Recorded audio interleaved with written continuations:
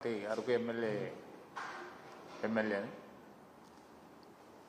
అయితే గత వైఎస్ఆర్ ప్రభుత్వం ఉన్నప్పుడు మా ప్రాంతాల్లో పెన్షన్ అనేటటువంటిది అందాలనుకుంటే కనీసం ఒక రోజులోనే వాలంటీర్ వ్యవస్థ ద్వారా అందించేటటువంటి దాఖలాలు ఉన్నాయి. ఒక పంచాయతీ పరిధిలో సుమారు 20 నుంచి 24 అంబులెన్స్ వరకు కూడా ఉన్నాయి. మరి ఆ రోజుల్లో ప్రతి ఇంటికి వెళ్ళి అంటే సుమారు 50 గడపలకి ఒక వాలంటీర్ వ్యవస్థ ద్వారా ఒక వాలంటీర్ నియమించడం వల్ల ఎప్పటికప్పుడు వాళ్ళకి అందేటటువంటి సంక్షేమ పథకాలు అయితేనేమి, అలాగంటే ఈ పెన్షన్లు అయితేనేమి త్వరగానే అందినటువంటి దాఖలాలు ఉన్నాయి. కానీ ఈరోజు టీడీపీ ప్రభుత్వం వచ్చిన తర్వాత మరి టీడీపీ ప్రభుత్వంలో ఈరోజు పెన్షన్ ఒకే రోజు ఇచ్చేస్తామని చెప్పేసి బల్లలు గుద్ది చెప్తున్నారు. కానీ ఒక రోజు ఇచ్చేటటువంటి సాధ్యమైతే కాదు. ఎందుకంటే సచివాలయ వ్యవస్థ ద్వారా ఉండేటటువంటి ఉద్యోగస్తులు చాలా తక్కువ మందే ఉంటున్నారు. మరి ఆ రోజు వైఎస్ఆర్ పార్టీ గవర్నమెంట్లో ఒక 50 ఇళ్లకు ఒక వాలంటీర్ వ్యవస్థ ఉండడం వల్ల అంటే వాళ్ళకి అందించాల్సినటువంటి పెన్షన్లు 1వ తారీఖు ఉదయానికల్లా అవతాతులకు అందినటువంటి దాఖలాలు అయితే ఉన్నాయి. మరి ఈ కొత్త ప్రభుత్వం అంటే తెలుగుదేశం ప్రభుత్వం వచ్చిన తర్వాత మరి వాలంటీరు వ్యవస్థ ఎప్పుడైతే ఎత్తేసి సచివాలయ వ్యవస్థ ద్వారా మరి అందిస్తామని చెప్పేసి అంటున్నారో ఆ అందించడానికి సమయం అనుకూలంగా లేకపోవడం, లేదనుకుంటే ఆ గ్రామాలకు వెళ్ళి ఇచ్చేటటువంటి పరిస్థితి ఉన్నటువంటి కొద్దిమంది సచివాలయ సిబ్బంది సరిపోయినటువంటి దాఖలాలు లేవు. అంటే స్టార్టింగ్లో వీళ్ళు ఏం చేశారంటే సచివాలయానికి వచ్చి పెన్షన్లు తీసుకోమని చెప్పేసి చెప్పడం కూడా గతంలో జరిగింది. ఆ పెన్షన్ల కోసం సుదూర ప్రాంతాల నుంచి వచ్చినటువంటి వాళ్ళు కొంతమంది మధ్యదారిలో చనిపోయినటువంటి దాఖలాలు కూడా ఉన్నాయి. అది ఒకసారి మరి టీడీపీ ప్రభుత్వము ఒకసారి వెనక్కి చూసుకోవాలని చెప్పేసి నేనైతే చెప్తున్నాను.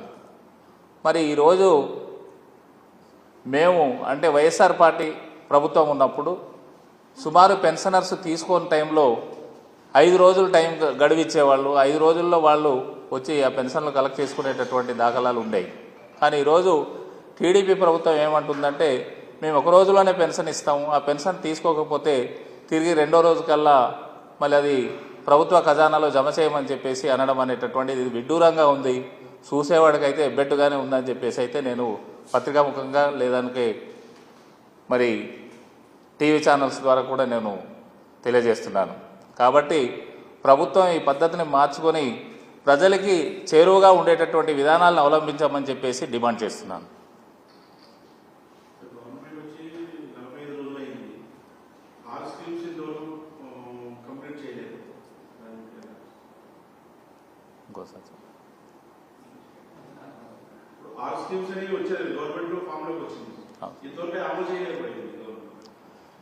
సార్ ఇప్పుడు సూపర్ 6 అనేటటువంటిది టీడీపీ గవర్నమెంట్ ఏమో మేము ఏదో ఇంప్లిమెంటేషన్ చేస్తామని చెప్పేసి ప్రజలకు పెట్టడం కోసం అని చెప్పేసి అబద్ధాల రూపంలో ఉంటుందేమో తప్ప వాళ్ళైతే ఇది పూర్తి స్థాయిలో మరి పథకాలు అందించేటటువంటి పరిస్థితులు అయితే కనిపించడం అయితే లేదు సార్.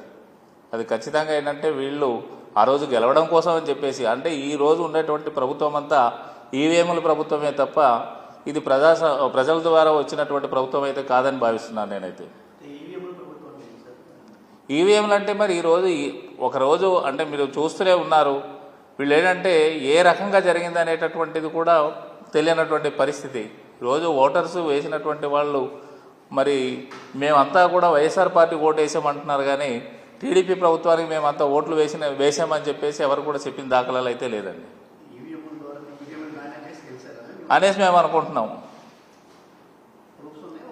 ప్రూఫ్స్ అయితే లేదు మేము అనుకుంటున్నాం.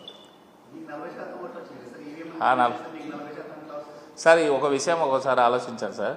ఇప్పుడు టీడీపీ వాళ్ళకేమో 1,53,53 లక్షల ఓట్లు వాళ్ళకు వచ్చాయి.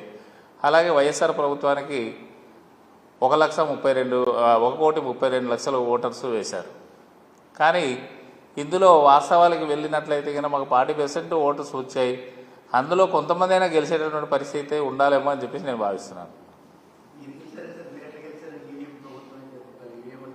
మరి మాకు ఏజెన్సీ ప్రాంతాల్లో వేరుగా ఉంటాయి సార్.